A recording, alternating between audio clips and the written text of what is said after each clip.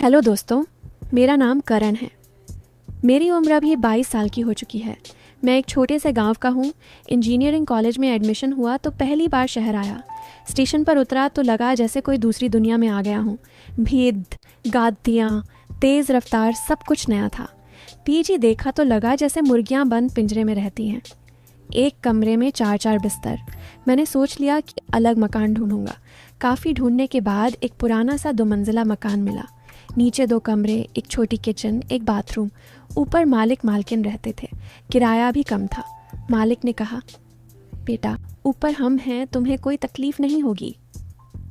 पहली बार जब ऊपर गया किराया देने तो दरवाज़ा शिवानी ने खोला। मैं तो बस देखता रह गया। शिवानी ने साड़ी पहनी थी, नीली प्रिंट वाली। बाल गीले थे, शायद अभी नहाकर आई थी। आंचल हल्का सा नीचे सरका हुआ था। गला गहरा, कंधे पर पानी की बूंदें चमक रही थीं। आंखें इतनी बड़ी कि लगा पूरा आसमान उनमें समा गया हो। होंठों पर हल्की सी मुस्कान। मैंने सोचा था कि मकान मालकिन कोई 45 से 50 की आंटी होगी, लेकिन सामने खड़ी थी एकदम फिल्मी हीरोइन जैसी औरत। उम्र शायद 30 से 32 के आसपास। मैंने हकलाते हुए कहा, नमस्ते, मैं नीचे रहने वाला हूँ, किराया देने आया हूँ। शिवानी ने मुस्कुराते हुए कहा, अरे आओ ना अंदर, इतने में ही शर्मा गए। मैं शिवानी हूँ, तुम्हारा नाम? मैंने कहा, मेरा नाम करण है। शिवानी ने हंसते हुए कहा, किराया बाद में दे देना, पहले चाय पी लो। मैं अंदर गया। घर बिल्कुल साफ सुथरा था। दीवार पर बड़ी बड़ी फ़ोटो लगी थी शादी की। राजेश अंकल सूट में, शिवानी लाल जोड़े में। दोनों बहुत खुश लग रहे थे। लेकिन अब अंकल दिन रात शराब पीकर सोते रहते थे। शिवानी ने चाय दी। चाय में इलायची की खुशबू थी। शिवानी ने कहा, तुम गांव से हो ना? चेहरा देखकर पता चल जाता है। मैंने कहा, हाँ, पहली बार शहर आया हूँ। शिवानी ने हंसकर कहा, कोई बात नहीं, मैं तुम्हारी माँ की तरह ख्याल रखूँगी। कुछ भी चाहिए हो तो ऊपर चले आना, दरवाज़ा हमेशा खुला रहता है। पहले हफ्ते तो मैं सिर्फ सलाम दुआ करता रहा। सुबह उठता तो शिवानी की आवाज़ सुनाई देती, बर्तन झाड़ू फिर गाने, पुराने वाले लता मंगेशकर के। कभी कभी मैं दरवाजे पर खड़ा होकर सुनता रहता। फिर एक दिन सुबह 6 बजे मैं नहाने गया। मोटर चालू की तो आवाज़ आई ही नहीं। पानी एक बूंद भी नहीं आया। मैं तौलिया लपेटकर बाहर निकला। गलियारे में शिवानी कपड़े धो रही थी। साड़ी घुटनों तक ऊपर चढ़ी हुई थी, पिंडलियाँ चमक रही थीं। पसीने से वो तरफतार थी। शिवानी ने मुझे देखकर कहा, क्या हुआ करण, ऐसे क्यों खड़े हो? मैंने शर्माते हुए कहा, पानी नहीं आ रहा। शिवानी ने हंसकर कहा, अरे मोटर का स्विच बंद है, मैंने रात को बंद किया था, शोर बहुत करता है, आओ मैं चालू कर देती हूँ। वो उठी, साड़ी और ऊपर सरक गई। मैंने नज़रें नीचे कर लीं।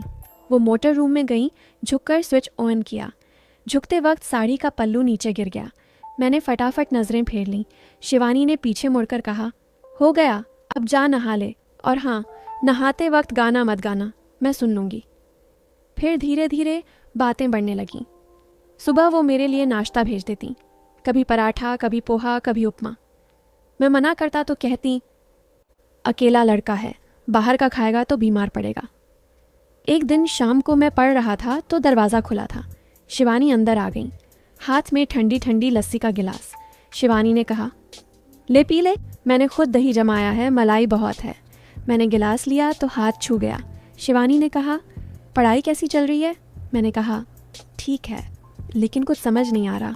शिवानी ने मेरे बगल में बैठते हुए कहा, दिखाओ क्या प्रॉब्लम है, मैं तो बीकॉम हूँ, लेकिन थोड़ा बहुत समझा दूंगी। वो मेरे बगल में बैठ गई। खुशबू आ रही थी, साबुन और पसीने की मिली जुली। मैं किताब समझाने की कोशिश कर रहा था, लेकिन दिमाग कहीं और था। शिवानी ने अचानक कहा, तुम बहुत अच्छे हो कर्ण, आजकल के लड़के ऐसे नहीं होते। मैंने कहा, आप भी तो बहुत अच्छी हैं। शिवानी ने मेरी आंखों में देखकर कहा, सच में?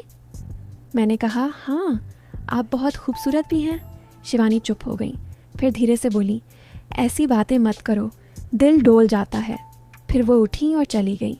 जाते जाते बोली, रात को खाना खा लेना, मैंने तुम्हारे लिए अलग से पनीर रखा है। उसके बाद से बातों में एक अजीब सी शर्म आ गई। वो जब भी मुझे देखती, आंखें झुक जाती। मैं भी नज़रें चुराने लगा, लेकिन दिल ज़ोर ज़ोर से धड़कता।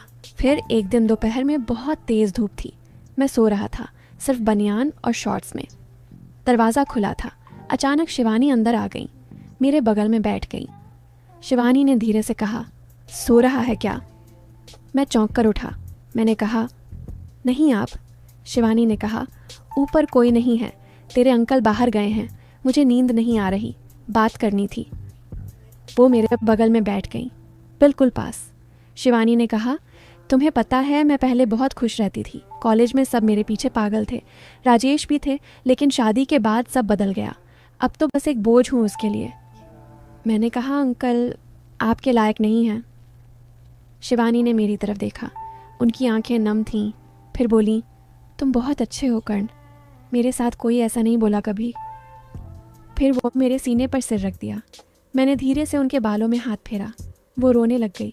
फिर रोते रोते वो बोली, कर्ण तुझे पता है तेरे अंकल मुझे शराब पीकर बहुत मारते हैं, मैं बहुत दुखी हूँ, मेरी सुनने वाला कोई नहीं, मुझे समझने वाला कोई नहीं, एक तुम मुझे अच्छे लगे इसीलिए मैं तुझे ये सब बता रही हूँ। वो ये सब बोलते हुए रो रही थी। मैंने उनको कहा, आंटी आप रोइए मत, मैं आपके साथ हूँ। तभी बाहर किसी ने हॉर्न बजाया।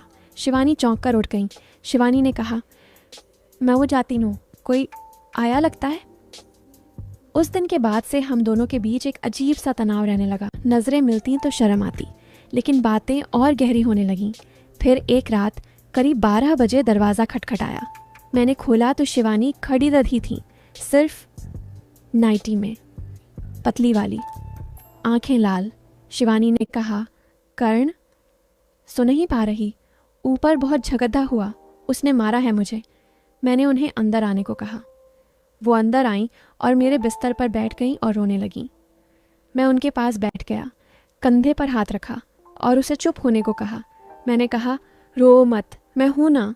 शिवानी ने मेरे कंधे पर सिर रखकर कहा, तुम हो इसलिए जी रही हूँ कर्ण, नहीं तो कब की मर चुकी होती। शिवानी की आंखें लाल थीं, गाल पर नीले निशान साफ दिख रहे थे। नाइटी का कंधा फटा हुआ था। वो मेरे बिस्तर के किनारे पर बैठी थी और रोते रोते कांप रही थी। मैंने धीरे से उसका हाथ थामा। शिवानी जी, अब बस, आज के बाद ये सब नहीं चलेगा। वो मेरी तरफ देखी। आंसुओं के बीच उसकी आंखों में एक अजीब सा डर था और साथ में एक उम्मीद भी। कर्ण, मैं डरती हूँ, अगर मैंने कुछ कहा तो वो मुझे मार डालेगा। पिछले 5 साल से यही चल रहा है, मैंने कभी किसी को नहीं बताया। मायके वाले भी कहते हैं सह लो, घर टूट जाएगा। मैंने उसका हाथ और ज़ोर से पकड़ दिया। के बाद वो तुम्हें हाथ भी नहीं लगा पाएगा, मैं वादा करता हूँ। उस रात वो मेरे कमरे में ही सो गई। मैंने अपना बिस्तर उसे दे दिया और खुद फर्श पर चादर बिछाकर लेट गया। वो बार बार बड़दाती रही सोते सोते, कर्ण मत जाना कहीं। सुबह जब मैं उठा तो वो किचन में खेदते थी, मेरे लिए चाय बना रही थी। आंखें अभी भी सूजी हुई थीं, लेकिन चेहरे पर एक हल्की सी मुस्कान थी। तू सोता रहा, मैंने सोचा चाय बना दूं। मैंने कहा, आज से ऊपर मत जाना, जब तक वो घर में है तुम यहीं रहो। वो चुप रही, फिर धीरे से बोली, ठीक है। उसके बाद का एक हफ्ता ऐसा बीता कि मैं आज भी सोचता हूँ तो रोंगटे खड़े हो जाते हैं। अगले दिन मैं कॉलेज से लौटा तो दरवाज़ा खुला था। अंदर से चीखें आ रही थीं। मैं दौड़ कर ऊपर गया। राजेश अंकल शिवानी को बाल पकड़ कर घसीट रहे थे। दीवार से टकराया था उसका सिर, खून बह रहा था। हरामजादी, रात को कहाँ थी तू? शिवानी रोते हुए बोली, नीचे कर्ण के पास। बस। राजेश अंकल ने एक और थप्पड़ मारा। मैं बीच में कूदा और उनका हाथ पकड़ लिया। बस कीजिए अंकल, बहुत हो गया। वो मुझे घूरकर बोले, तू बीच में मत आ, वरना तुझे भी देख लूँगा। मैंने शिवानी को पीछे खींचा और कहा, चलो नीचे। वो मेरे साथ आई। उस रात वो फिर मेरे कमरे में सोई। मैंने उसके सिर पर मरहम लगाया। वो मेरे कंधे पर सिर रखकर बोली, कर्ण मैं अब और नहीं सह सकती। उसके अगले दिन मैं हॉस्टल के दोस्तों के साथ बाहर गया था। लौटा तो 1 बज रहा था। दरवाज़ा खुला था। अंदर शिवानी फर्श पर पेड़ी डिढ़ी थी, होंठ फटे हुए, आँख के नीचे नीला पेड़ी डिढ़ गया था। राजेश अंकल शराब पीकर सो रहे थे। मैंने उसे गोद में उठाया। वो रोते हुए बोली, आज उसने कहा तू मेरे साथ सोता है इसलिए मारा। मैंने उसे बिस्तर पर लिटाया, खुद रात भर जाग कर बैठा रहा। सुबह उसने कहा, कर्ण अब या तो मैं मर जाऊंगी या वो। इस बार मैं घर पर ही था। ऊपर से बहुत तेज़ आवाज़ आई। मैं दौड़ा। राजेश अंकल ने शिवानी का गला दबाया हुआ था। वो तड़ीडी चिप रही थी। मैंने उन्हें दीवार पर पटका। वो गिरे। मैंने शिवानी को बाहर निकाला। उस रात वो मेरे सीने से चिपक कर सोई। सुबह उसने कहा, कर्ण, अब बस, मुझे बचा ले। अगले दिन मैं पुलिस स्टेशन गया। मैंने सब कुछ बताया, मारपीट के निशान, 5 साल का अत्याचार, सब। पुलिस वाले पहले हिचकिचाए, लेकिन जब मैंने शिवानी को बुलाया और उसने खुद कंप्लेंट लिखवाई तो उन्होंने केस दर्ज कर लिया। शाम को पुलिस घर आई। राजेश अंकल शराब में धुत थे। पुलिस ने उन्हें उठाया। वो चिल्ला रहे थे, ये मेरी बीवी है, मैं जो चाहे कर सकता हूँ। पुलिस इंस्पेक्टर ने कहा, अब नहीं कर सकते, चलो थाने। शिवानी खिद्दकी से देख रही थी। जब पुलिस उन्हें ले गई तो वो फर्श पर बैठ गई और फूट फूट कर रोने लगी। लेकिन इस बार वो खुशी के आंसू थे। 3 दिन बाद राजेश अंकल को जमानत नहीं मिली। केस मजबूत था। शिवानी 3 दिन बाद राजेश अंकल को जमानत नहीं मिली। केस मजबूत था। शिवानी ने तलाक का केस भी डाल दिया। उस शाम वो मेरे कमरे में आई। हाथ में मेरे लिए गर्म गर्म गुलाब जामुन का डिब्बा था। करण, आज मैंने खुद बनाए हैं।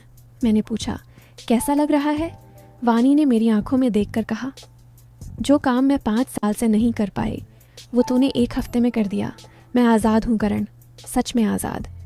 फिर वो मेरे गले लग गई, इस बार माँ की तरह। तू मेरा बेटा है और मेरा सबसे अच्छा दोस्त भी।